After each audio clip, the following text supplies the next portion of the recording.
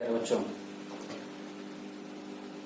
हिंदी साहित्य के आधुनिक हिंदी साहित्य के युग प्रवर्तक भारतेंदु हरिश्चंद्र जी के विषय में जो जीवन परिचय, साहित्यिक परिचय और उनका कृतित्व और व्यक्तित्व और उनका साहित्य में क्या योगदान रहा है, उसके संबंध में एक रिकॉर्डिंग मैंने आपको भेजी थी पिछली बार और उम्मीद करता हूं कि आपने उसे कई बार सुना होगा और उसका अनुस्मरण करते हुए अब तक उसे अपनी कॉपियों में नोट भी कर लिया। बहुत ही महत्वपूर्ण विषय है। भारतेंदु हरिश्चंद्र जी की ही बात को आगे बढ़ाते हुए जो उनके द्वारा विरचित काव्य संग्रह है प्रेम माधुरी, ये तो काफी बृहद संग्रह है वो, लेकिन आपकी पाठ्यपुस्तक में प्रेम माधुरी शीर्षक के अंतर्गत ही उसके कुछ पद संकलित किए गए हैं और उसमें से कुछ पदों का मैं आपके सामने सस्वर उसका पाठ करूंगा और साथ ही साथ उसकी व्याख्या भी करूंगा, उसका शब्दार्थ भी जहां कठिन होंगे वो बताऊंगा, उसके काव्य सौंदर्य के क्या तत्व हैं वो भी बताऊंगा। तो आइए शुरू करते हैं प्रेम माधुरी को। थोड़ा इसके प्रसंग में जाते हैं, कहाँ का प्रसंग है। वास्तव में जब ये प्रसंग उस समय का है जब भगवान श्री कृष्ण चले जाते हैं मथुरा चले जाते हैं ब्रज को छोड़ करके। तो ब्रज में रहने के दौरान जो उनकी किशोरावस्था के दौरान, उनकी युवावस्था के दौरान जो उनकी दर्शी गोपियां थीं, उनके साथ जो उनकी आसक्ति थी, अनुराग था, कहते हैं प्रेम जब विरह में बदल जाता है, वियोग में बदल जाता है तो अपनी पराकाष्ठा पर होता है। प्रेम का सही परीक्षण तभी होता है। और ये भी कहते हैं कि किसी चीज की कमी या किसी चीज का कोई सही मूल्य तभी पता चलता है जब वो नहीं होता है। और यह भी सही है कि जो चीज आपको बहुत प्रिय होती है, वही चीज आपको बहुत कष्ट भी देती है जब वो आपके पास नहीं होती है। अब भगवान श्री कृष्ण नहीं है, जब तक थे तब तक सारी गोपियां बड़ी आनंदमय और उनके प्रेम में पागल, प्रेम के वशीभूत। जब वो चले गए तो उन्होंने जाते समय गोपियों से वायदा किया था कि हम, गोपियों को ऐसा लगता है, गोपियों का मानना है, गोपियों का कहना है कि जब वो गए थे तो जाते समय तो उन्होंने ये वायदा किया था कि वो फिर से आएंगे और उसी प्रकार से उनसे प्रेम करेंगे, किंतु ऐसा होता नहीं। और वो जब मथुरा चले जाते हैं, वहां के राजा हो जाते हैं, तो अपने एक दूत उद्धव जी को भेजते हैं कि जाइए आप वहां पर ब्रज में हमारी गोपियों का हालचाल कीजिए। उद्धव जी आते हैं, गोपियों से अपनी सारी बात बताते हैं कि भगवान श्री कृष्ण जी, आपके कान्हा जी ने हमें भेजा है। तो वो नाराजगी व्यक्त करती हैं कि आप वो क्यों नहीं आए, आप आए हो, आप क्यों भेजा, वो क्यों नहीं आए। एक उलाहना देती हैं उन्हीं के माध्यम से कृष्ण को कि इतना हमसे, वो तो निर्मोही निकले, वादा बेवफा निकले, वादा खिलाफी किया। अब इस समय जो ये प्रसंग, इसको थोड़ा ऐसे भी जोड़ सकते हो कि इस वक्त जो नए युवावस्था के लोग हैं, जिनकी अभी नई शादी हुई हो या नए विवाह जोड़े हों, जब क्वारंटाइन कर दिया गया है, तो उनको बड़ा जो उनकी स्थिति है अच्छी तरह समझ, इसको उसी से जोड़ लीजिए। चीजों को हमेशा जोड़कर समझना चाहिए। तो वैसी ही विरह वेदना से व्याकुल हैं, वैसी ही विरह स्थिति से व्याकुल हैं कि किस प्रकार से अपनी वो कृष्ण को पाना चाहती हैं दोबारा से। तो उद्धव जी उनको यही समझाते हैं कि देखो, कृष्ण तो राजा हो गए हैं और विश्व कल्याण अब उनको करना है। अब वो ठीक है, आपका कहना है कि आपसे वायदा करके गए थे कि आएंगे, लेकिन अब उस रूप में आपके सामने नहीं आएंगे। आप उन्हें भूल जाओ, उनकी आसक्ति छोड़कर आप ब्रह्मा जी में अपना ध्यान लगाइए। उद्धव जी की ये बात सुनकर गोपियां बहुत नाराज हो जाती हैं और बहुत उनको उल्टा सीधा कहती हैं, क्योंकि उन्हें लगता है कि ये हमारा मजाक उड़ा रहे हैं, हमारे प्रेम का मजाक उड़ा रहे हैं। तो वही वो चीज, यही प्रसंग है यहाँ का। आइए इसके पहले पद को लेते हैं। देखिए कितना कष्ट, कैसे अपना कष्ट व्यक्त कर रही हैं, कैसे अपने कष्टों को छुपा रही हैं। इस पद में कहती हैं, मार्ग प्रेम को समुझे हरिचंद, यथार्थ होत यथा है, लाभ कछु न पुकारन में बदनाम ही होने की सारी कथा है। और जानत है जिय मेरो भली विधि और उपाय सब बिरथा है। बाबरे हैं ब्रज के सिगरे मोहि नाहक पूछत कौन बिथा है।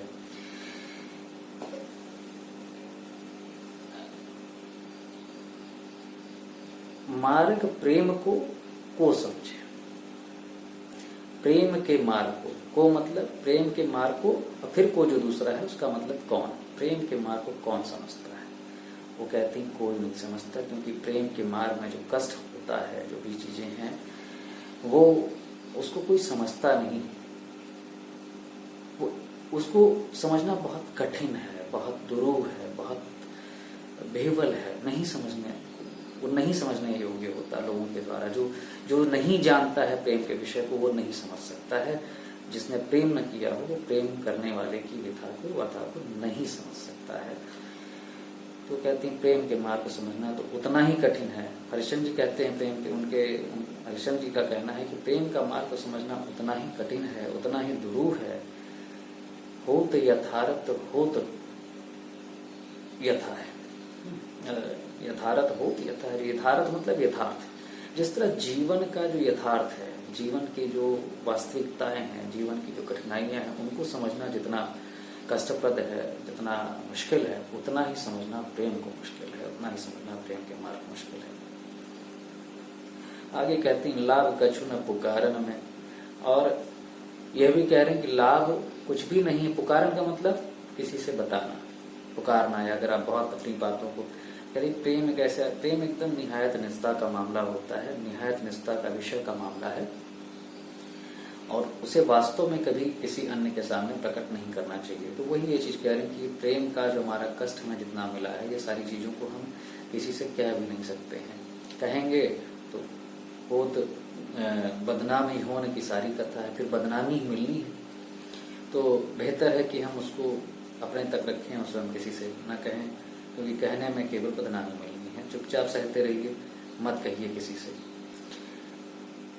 वो ये भी कहती हैं, जब उद्धव जी उनको ब्रह्म वाली बात कहते साहब, जानत है जिय, मतलब जिय मतलब मेरा हृदय, सब मेरा हृदय ही जानता है। जानत है जिय मेरो भली विधि, मेरा हृदय बहुत भली भांति जानता है कि और उपाय सबय व्यर्था, यानी कि इस जो प्रेम मार्ग है, इसमें जो मिलने वाला कष्ट है या जो व्यथा है हमारी, इससे मुक्ति मिलने के जितने उपाय हैं, आप जो बता रहे हो, जो जितने उपाय, सब भली विधि हमको पता है, अब वो सब व्यर्थ है, उसमें उससे कोई फायदा नहीं है। उन सारी विधियों का हमने सब आजमा के देख लिया। और साथ ही साथ ये भी कहती हैं कि जो ब्रिज के वासी हैं, ये तो नाहक हमारे कष्ट को बढ़ा रहे हैं। बावरे हैं, बावरे मतलब पागल हो गए हैं, ये पागल हो, बावरे हैं ब्रज के सिगरे। अब ब्रज के सिगरे मतलब ब्रज के जितने सिगरे मतलब सभी जन, जितने सभी लोग हैं ब्रज के, वो सारे के सारे बावरे हो गए हैं। वो जो है नाहक पूछत, मतलब मोहि नाहक पूछत क्या कौन बिथा है। बिथा मतलब क्या व्यथा है, क्या व्यथा है, क्या कष्ट है।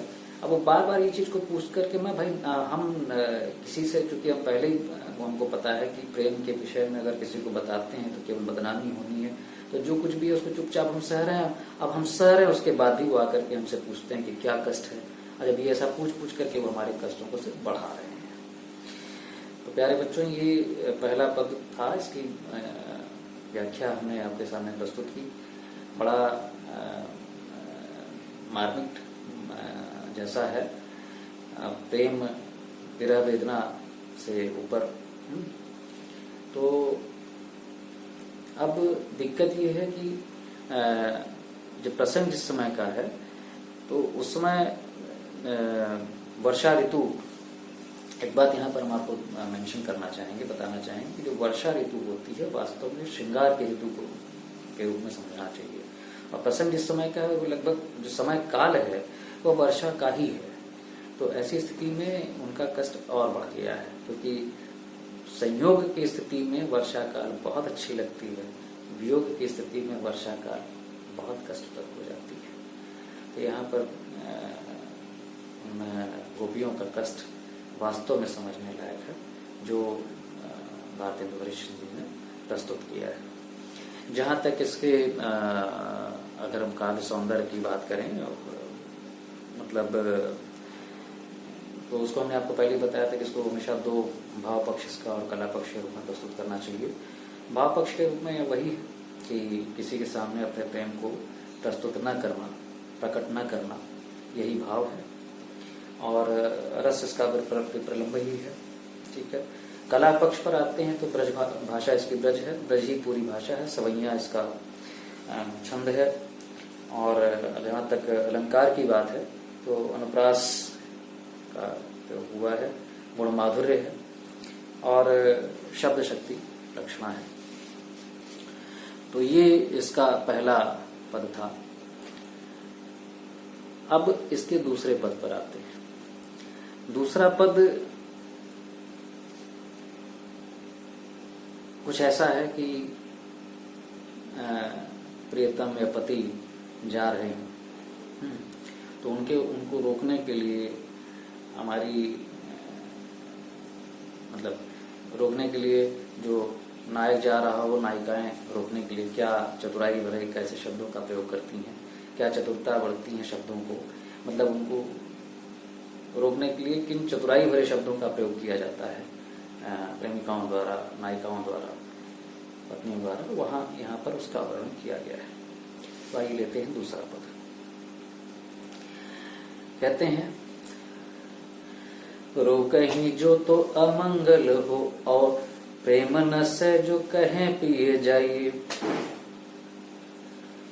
जो कहें जाहु न तो प्रभुता, जो कछु न कहें तो स्नेह न साइए, जो हरिचंद कहें तुम्हारे बिनु जी हैं न तो यह क्यों पति आइए, तासो पयान समय तुम्हारे हम का कहें, हमें आप ही समझाइए।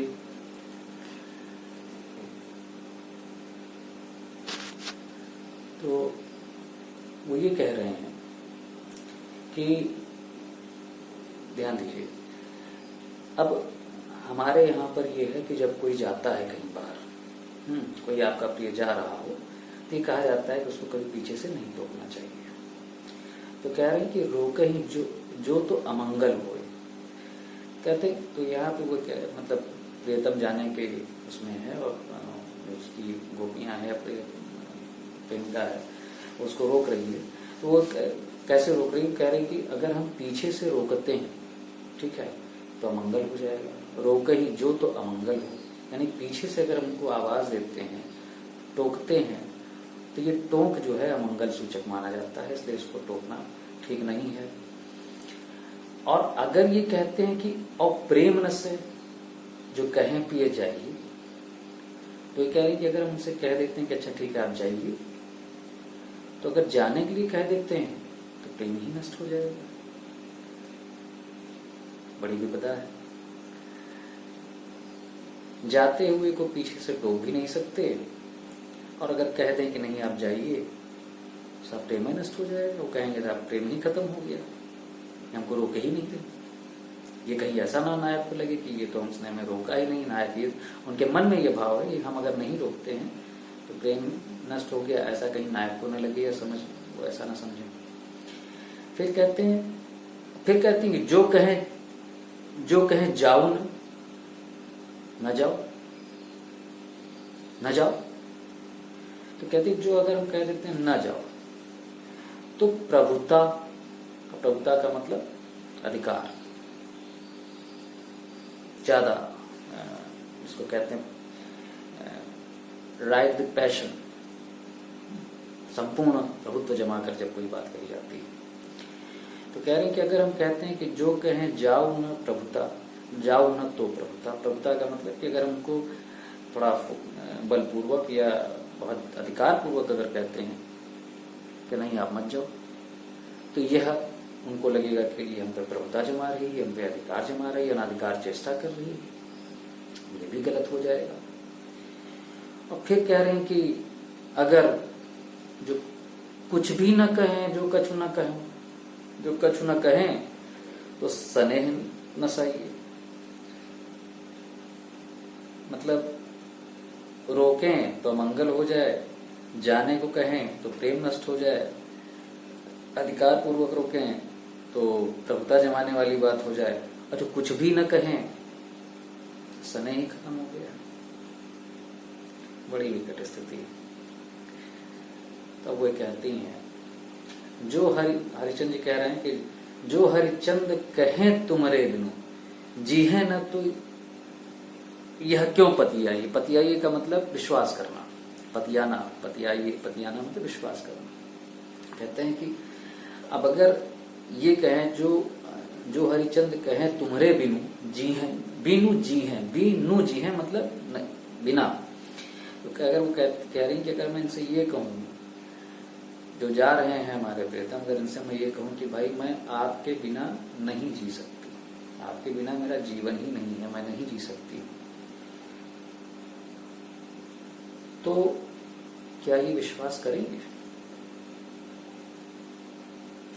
क्या ये विश्वास कर सकेंगे अगर मैं इनसे ये कह दूं कि मैं आपके बगैर नहीं रह सकती? तो वो कहती हैं कि भाई ये मतलब किसी प्रकार का अगर अधिकार जमाते हैं तो वो अनुचित है, पीछे से टोकते हैं तो अनुचित है, अमंगल है, कुछ भी नहीं कहते हैं, या अगर कह देते हैं कि आप जाओ तो भी अनुचित उनको लगेगा कि साहब प्रेम ही नष्ट हो गया, और अगर कुछ भी नहीं कहते हैं तो भी जो है स्नेह चला जाएगा। और अगर जो है ये कहें कि हम तुम्हारे बिना जी ही नहीं सकते, जीवित ही नहीं रह सकते हैं, तो क्या ये उस पर ये विश्वास कर सकते हैं? क्या विश्वास करेंगे? तो फिर अब देखिए अंत में चतुराई वाली बात कहती है, तासो पयान समय तुमरे। ठीक है, तो ठीक है, अब आप पयान मतलब प्रयाण करना, जाना, तो आप जब जा ही रहे हो इस समय, ठीक है, तासो पयान तो अपने जाने के समय पर समय तुम्हारे, जो तुम्हारे जाने का ये समय है, तो ये तुम्हारे जाने का समय है, इससे तुम ही अब मुझे बताओ कि हम का कहें, आप हमें समझाइए कि भाई अब मैं आपसे अनुरोध कर रही हूँ, मैं आपसे कह रही हूँ कि आपके प्रदेश ये जो गमन है, विदेश प्रदेश आप जा रहे हैं, इस समय आपको उससे आपसे हम क्या कहें जिससे आप मेरे मन की बात समझ जाएं, जिससे आप मेरे मन की बात को समझ लें, मुझे कुछ कहने की जरूरत ही ना पड़े। ऐसा क्या कहें, ऐसा क्या कहें जिससे कि आप हमारे मन की बात को समझ जाओ कि हम क्या चाहते हैं। आप ही हमें बता दो, आप ही हमें समझाइए, आप ही हमें समझा दो कि ऐसा हम आपसे क्या कहें। तो बहुत बढ़िया, बड़ा चतुराई पूर्वक यहाँ पर अपनी बात को पति को बताते हुए नायिका ने एक तरह से उसके प्रेम को जीतने की कोशिश की है, उसके मन को जीतने की कोशिश की है। और जो बहुत सहज भाव, सरल भाव रखने वाली स्त्रियां होती हैं, प्रायः उनका तरीका यही होता है कि बात ऐसे करें कि अपने जो उनका प्रियतम है, जो उनका पति है, उसको किसी तरह का कोई कष्ट न पहुंचे, मानसिक रूप से किसी प्रकार का वो अपनी बात भी कह दें और किसी प्रकार का कोई कष्ट भी न हो। यही चतुराई है। संबंधों में जो एक दाम्पत्य संबंध है, पति पत्नी या प्रेमी प्रेमिका या नायक नायिका के बीच जो संबंध है, हरिश्चंद्र जी कहते हैं, यही उस संबंध में नायिका द्वारा, प्रियतमा द्वारा पति के प्रति बढ़ती जाने वाली चतुराई है। किस तरह से अपनी बात को कह दे और पति को या नायक को कोई कष्ट भी ना हो। इसके भाव पक्ष पर आते हैं। भाव पक्ष वही है कि अपनी जो उसके मन में उठ रहे भाव हैं उसको किस प्रकार से चतुराई पूर्वक वो रख रही है, यही उसका भाव है। नायक मतलब उसकी चतुरता यहाँ प्रदर्शित हो रही है, अपने भावों को किस प्रकार से प्रदर्शित कर रही है, उसका भाव पक्ष है। और रस वही श्रृंगार रस। साथ ही साथ में यहाँ पर जो कला पक्ष पे आएंगे तो भाषा वही ब्रज है, शैली मुक्तक है और इसका छंद सवैया ही, सवैया में लिखा ही गया ये सारे पद। अलंकार विकास है, गुण माधुर्य है और शक्ति लक्षण है। प्यारे बच्चों, आज यहीं पर विराम लगाते हैं। इनके आगे के पदों को हम अगली अपनी वीडियो में अपने उसमें अपलोड करते हुए बताएंगे। इसके संबंध में संबंधित जो मटेरियल है उसको हमने आपको प्रेषित कर दिया है, ठीक है। उसे आप अपने स्तर से ही पढ़ें और उसको भली भांति, बहुत बढ़िया पद है इसका, बिल्कुल सरस पान करें और उसी हिसाब से इसको अपने दिमाग में बैठाते हुए हमेशा के लिए तैयार कर लें मस्तिष्क में। धन्यवाद। और एक बात आपको यहाँ जरूर बताना चाहूँगा कि आप इसे मैं जब YouTube चैनल पे इसे डालूंगा, मेरा YouTube चैनल है AN सिंह के नाम से, तो आप जानते ही होंगे, तो उस पर वहाँ पर आप जाकर सब्सक्राइब जरूर कर लीजिए, क्योंकि सब्सक्राइब जितना आप करेंगे उतना ही ज़्यादा बेहतर तरीके से सर्कुलेट होगा, ठीक है। ज़्यादा से ज़्यादा लोग को, ज़्यादा से ज़्यादा बच्चों को इसका लाभ मिलेगा।